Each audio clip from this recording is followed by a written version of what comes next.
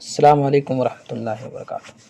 آج کے اس ویڈیو میں ایک ایسی صحابیہ کی زندگی پر نظر ڈالتے ہیں جس نے اسلام قبول کیا اور اس کو بڑی آزمائشوں سے گزرنا پڑا۔ اس صحابیہ کا نام ہے ام حبیبہ رملہ بنت ابو سفیان رضی اللہ عنہا۔ آپ جانتے ہیں کہ ابو سفیان فتح مکہ سے پہلے تک اسلام کے بہت بڑے دشمن تھے۔ کوئی بھی ایسا موقع نہیں گواتے تھے جس میں وہ اسلام کو کچھ نہ کچھ نقصان پہنچا سکے، مسلمانوں کو اذیت دے سکیں۔ ام حبیبہ جو ان کی بیٹی تھیں، ان کی شادی عبداللہ بن جہش سے ہوئی تھی۔ یہ دونوں کے دونوں مسلمان ہو گئے۔ یہ ابو سفیان کے لیے بڑی شرم کی بات تھی، اس لیے کہ وہ اسلام کے سب سے بڑے مخالفین میں سے تھے، بلکہ یہ کہیے کہ اسلام کے مخالفین اور دشمنوں کے سرغنہ تھے وہ۔ انہوں نے بڑی کوشش کی کہ دونوں کو اسلام سے مرتد کر دیا جائے اور دوبارہ کفر کے اندر لے کے آیا جائے، شرک میں دوبارہ لایا جائے، لیکن یہ دونوں مانے نہیں۔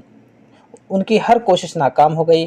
انہیں شرم آنے لگی کہ لوگوں کے سامنے کیا منہ دکھائیں گے، کیا جواب دیں گے۔ جب لوگوں کو یہ پتہ چلا کہ ابو سفیان اپنی بیٹی اور داماد سے ناراض ہیں، تو انہوں نے بھی ان دونوں کو ستانا شروع کر دیا اور ان پہ ظلم کے پہاڑ توڑنے لگے۔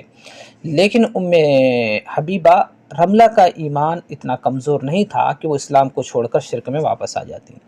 جب اللہ کے نبی صلی اللہ علیہ وسلم نے حبشہ جانے کی مسلمانوں کو اجازت دے دی، تو یہ دونوں جوڑے یعنی رملہ، ام حبیبہ اور عبداللہ بن جہش، یہ دونوں لوگ بھی میاں بیوی حبشہ چلے گئے۔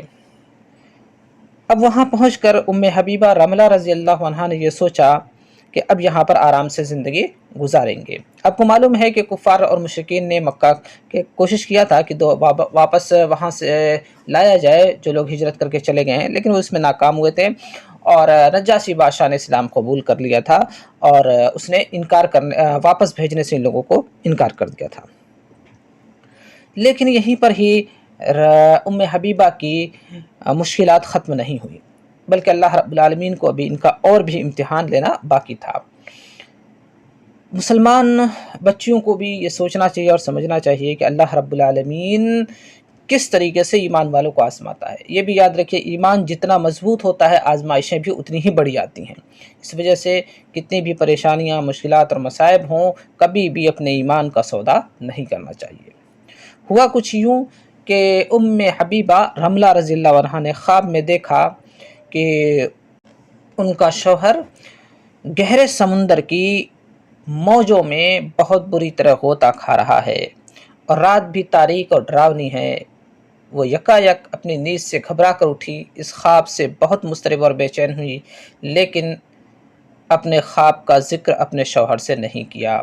کچھ عرصے کے بعد ہی یہ خواب حقیقت کا روپ اختیار کر گیا۔ ان کے شوہر عبداللہ بن جہش نے نصرانی مذہب کو قبول کر لیا اور اسلام سے مرتد ہو گئے۔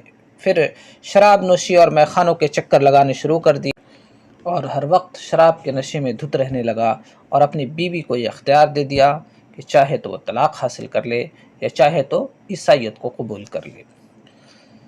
اب ام حبیبہ تذبذب میں مبتلا ہو گئیں اور 3 صورتیں فوری طور پر ان کے سامنے آئیں۔ یا تو اپنی خاوند کی بات مان کر عیسائیت کو قبول کر لیں، اس طرح دین اسلام سے مرتد ہو جائیں۔ دوسری صورت یہ کہ اپنے باپ کے گھر ابو سفیان کے گھر واپس چلی جائیں، جو ابھی تک کفر و شرک کا قلعہ اور مرکز بنا ہوا تھا۔ اور تیسری صورت یہ ان کے سامنے بچی کہ سرزمین حبشہ میں ہی تنہا زندگی بسر کریں۔ نہ ان کا وہاں کوئی خاندان تھا، نہ وطن اور نہ ہی مددگار تھا۔ بہرحال انہوں نے تیسری صورت کو ہی ترجیح دیا کہ سرزمین حبشہ میں اس وقت تک قیام کریں گی جب تک اللہ رب العالمین کوئی راستہ پیدا نہیں کر دیتا ہے۔ ام حبیبہ کو زیادہ وقت تک انتظار نہیں کرنا پڑا۔ ان کا خاوند عبداللہ بن جہش عیسائیت قبول کرنے کے کچھ ہی عرصے کے بعد فوت ہو گیا۔ ابھی عدت پوری نہ ہوئی تھی کہ اللہ تعالیٰ کے فضل و کرم سے ام حبیبہ رضی اللہ عنہا کے دن پھر گئے، تنگی فراوانی میں تبدیل ہوا کچھ یوں کہ صبح کے وقت کسی نے دروازے پر دستک دی۔ دروازہ کھولا تو سامنے شاہ حبشہ کی خادمہ ابرہہ کو کھڑا پایا۔ اس نے بڑے ادب و احترام سے جھک کر آپ کو سلام کیا، اندر آنے کی اجازت طلب کی۔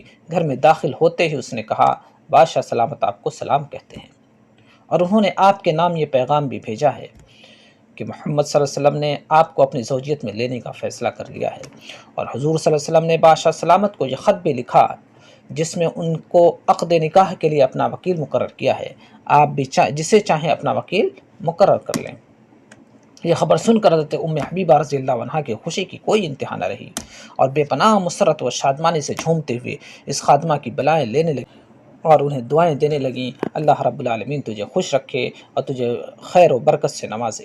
اور اسی خوشی میں سونے کے کنگن، چاندی کے پازیب، سونے کی بالیاں اور انگوٹھیاں اتار کر خادمہ کو بطور تحفے دے دیا، اور پھر کہا کہ میں اپنی جانب سے خالد بن سعید بن عاص کو وکیل مقرر کرتی ہوں، کیونکہ وہ رشتے میں میرے قریبی ہیں۔ شاہ حبشہ نجاشی کے سبزہ زار اور سایہ دار درختوں کے جھرمٹ میں واقع عالی شان محل کے ایک خوبصورت اور آراستہ و پیراستہ وسیع ہال میں شادی کی تقریب منعقد ہوئی۔